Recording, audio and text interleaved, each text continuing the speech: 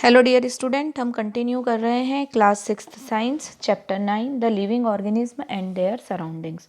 Previous videos में हमने इस चैप्टर में काफ़ी कुछ देखा, डिफरेंट तरह के लिविंग ऑर्गेनिज्म के बारे में, उनके सराउंडिंग्स के बारे में, है ना। फिर उसके बाद जो था, हम लास्ट वीडियो में हम ये देख रहे थे कि लिविंग और नॉन लिविंग के क्या क्या कैरेक्टरिस्टिक्स होते हैं, किस तरह से हम उन्हें डिफ्रेंशिएट कर सकते हैं। और हमने ये भी पढ़ा था कि लिविंग ऑर्गेनिज्म जो है उनके लिए फूड जो है वो कंपलसरी होता है ना।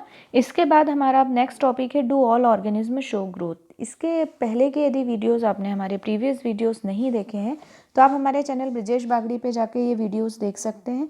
आपको हमारे वीडियोस पसंद आ रहे हैं तो हमारे चैनल को लाइक, सब्सक्राइब एवं वीडियो को शेयर करें, साथ ही साथ बेल आइकॉन प्रेस करें ताकि आपको लेटेस्ट वीडियो की अपडेट मिलती रहे।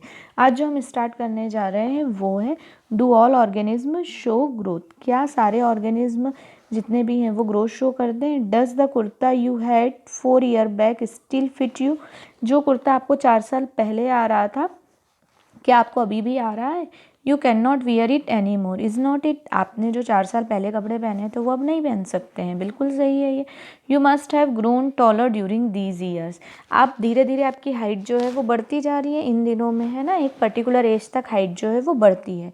You may not realize it but you are growing all the time and in few more years you will become an adult. आपको ये पता नहीं लगता है कि आपकी हाइट बढ़ रही है। कब समझ में आता है? जब कपड़े छोटे होने लगते हैं, जब आपको कपड़े आने नहीं होते हैं, फिट नहीं आते हैं। पर कुछ सालों में आप इसी तरह बढ़ते रहेंगे और क्या हो जाएंगे? एडल्ट। ये देखिए, ये छोटा सा बच्चा था, है ना, एकदम न्यूबॉर्न बेबी था। धीरे धीरे बैठना सीखा, फिर क्रॉलिंग करना सीखा, फिर चलना सीखा, फिर थोड़ा बड़ा हुआ और फिर बाद में एडल्ट। तो इस तरह से एज जो है वो मतलब ग्रोथ जो है वो होती रहती है। Young ones of animals also grow into adults, है ना। यंग वंस एनिमल्स के भी एडल्ट में कन्वर्ट होते हैं। You would surely have noticed pups grow into the adults. आपने देखा होगा पप जो होते हैं, है ना, डॉग के जो बेबी होते हैं वो पप कहलाते हैं, पपी कहलाते हैं, वो भी एडल्ट्स में कन्वर्ट होते हैं। अ चिक हैज्ड फ्रॉम एन एग। ये देखिए, चिक निकल के आया, उससे ये धीरे धीरे एडल्ट में कन्वर्ट हो गया, है ना। हैन और cock. Plants also grow. Plant भी ग्रो करता है। Look around you and see a few plants of a particular type. Some are very small and young, some are bigger. आपने अपने आसपास यदि एक ही तरह के प्लांट्स देखे हों तो देखा होगा कुछ बहुत छोटे हैं और कुछ बहुत बड़े। और जनरली आपने देखा होगा, आप सीड्स आपने पॉट में डाला, है ना, उसके बाद कुछ समय बाद उसमें छोटा सा प्लांट्स निकल के आता है, फिर धीरे धीरे बढ़ता जाता है, फिर लीव्स निकलने लगती हैं, फिर फ्लावर आने लगते हैं, है ना, सीड्स आने लगते हैं, वापस से फ्रूट्स का फॉर्मेशन होता है। तो ये सारी चीज़ें जो हैं वो देखते हैं आप लोग। They may be all in the different stage of growth. हो सकता है सब में जो ग्रोथ की स्टेज हो वो अलग अलग हो। Look at the plants after a few days and week. Plant को कुछ दिनों के बाद और कुछ हफ्तों के बाद देखिए। You may find that some of them having grown in size. आप देखेंगे कि कुछ जो है वो साइज में बढ़ रहे हैं। Growth seems to be common to all living thing. Growth जो है वो हर लिविंग थिंग्स में कॉमन है। जितने भी लिविंग ऑर्गेनिज्म है सब में ग्रोथ होती ही है। Do you think non living things show growth? क्या आप ये सोचते हैं कि नॉन लिविंग में भी ग्रोथ होती है? Do all organism respire. अब ये नेक्स्ट कैरेक्टर आया, पहला आया जितने भी ऑर्गेनिज्म थे सब में ग्रोथ होती है। दूसरा जो कैरेक्टर है वो क्या है कि जितने भी ऑर्गेनिज्म हैं क्या वो रेस्पायर। रेस्पायर करना मतलब सांस लेना। जितने भी ऑर्गेनिज्म हैं वो रेस्पिरेशन करते हैं। Can we live without breathing? क्या हम बिना सांस लिए रह सकते हैं? When we inhale, the air moves from outside to the inside of our body. जब हम इनहेल करते हैं मतलब सांस लेते हैं अंदर, तो जो एयर बाहर है वो हमारी बॉडी के अंदर जाती है। When we breathe out, the air moves from inside our body to outside. और जब हम breathe out करते हैं मतलब बाहर निकालते हैं तो जो अंदर एयर होती है वो बाहर निकल जाती है। Breathing is the part of process called respiration. और ये ब्रीथिंग जो है वो रेस्पिरेशन का पार्ट है, क्योंकि ब्रीथिंग जो है वो हाफ प्रोसेस है रेस्पिरेशन की, इसीलिए रेस्पिरेशन का पार्ट बोला गया है ब्रीथिंग। हमने एयर अंदर ली, फिर एयर को बाहर निकाला, और जो लेते हैं वो ऑक्सीजन होती है और जो बाहर निकालते हैं वो कार्बन डाइऑक्साइड होती है। तो breathing is the part of respiration. In some in respiration some of the oxygen of air we breathe in is used by the body, and जो हम निकालते हैं वो क्या होती है, carbon dioxide. This process of breathing in animals like crows, cows, buffalo, dogs और cat is similar to human. अब जिस तरह से ह्यूमन में हो रही है उस तरह से काउ, डॉग, ये दूसरे जो एनिमल्स हैं उनमें भी ब्रीथिंग की प्रोसेस इसी तरह से होती है।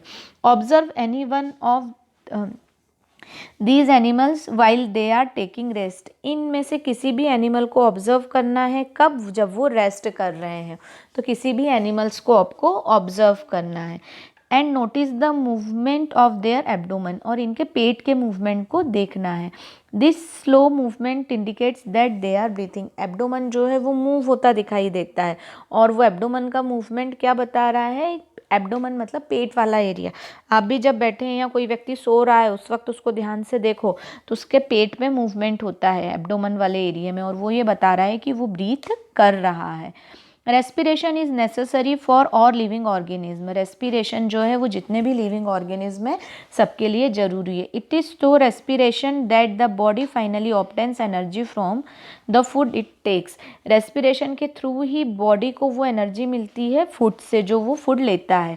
सम एनिमल्स में have different mechanism for the exchange of gases. कुछ एनिमल में मैकेनिज्म ज़रूर अलग होता है रेस्पिरेशन के लिए या एक्सचेंज ऑफ गैसेस के लिए।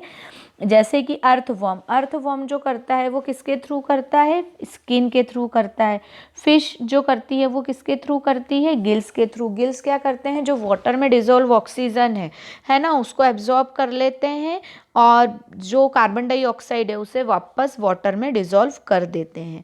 ठीक है ना। अब यदि हम देखें तो डू प्लांट्स ऑल्सो रेस्पायर, क्या प्लांट भी रेस्पिरेशन करते हैं? यस। एक्सचेंज ऑफ गैसेस जो होता है वो मेनली लीव्स के थ्रू होता है प्लांट में। लीव्स पे क्या होते हैं, स्टोमेटा प्रेजेंट होते हैं, है ना, टिनी पोर्स लिखा है ना, तो ये जो टिनी पोर्स होते हैं दिस इज द स्टोमेटा। क्या कहलाते हैं ये, स्टोमेटा। और ये स्टोमेटा जो है मेनली एक्सचेंज ऑफ गैसेस में हेल्प करते हैं। Use the oxygen in टिनी pores से, और कार्बन डाइऑक्साइड बाहर निकाल देती है। ठीक है। अब हमने ये देखा था कि we learn that in sunlight plants use carbon dioxide to produce food and give out oxygen. हमने देखा था कि जब वो फोटोसिंथेसिस करते हैं तो कार्बन डाइऑक्साइड का यूज़ करते हैं, है ना, और ऑक्सीजन को बाहर निकालते हैं। तो जो अमाउंट ऑफ ऑक्सीजन रिलीज्ड होती है वो रेस्पिरेशन के कंपैरिजन में बहुत ही कम होती है ना। जो अमाउंट ऑफ ऑक्सीजन रेस्पिरेशन में यूज़ होती है वो बहुत ही रिलीज़ करने वाले में कम के कंपैरिजन में कम होती है। बट फोटोसिंथेसिस जो है वो सिर्फ सनलाइट में होता है, जबकि जो रेस्पिरेशन है वो डे एंड नाइट दोनों वक्त, मतलब फुल टाइम 24 आवर्स जो है वो प्लांट्स में होता है। तो ये जो था these are all about the respiration. Next जो है हमारा स्टिमुला है जो हम नेक्स्ट वीडियो में कवर करेंगे। आप इस वीडियो को ध्यान से देखिएगा, एक बार बुक जरूर रीड करिएगा। कोई भी डाउट, कोई भी प्रॉब्लम होने पे आप मुझसे कांटेक्ट कर सकते हैं। Keep study, keep watching. Thank you so much.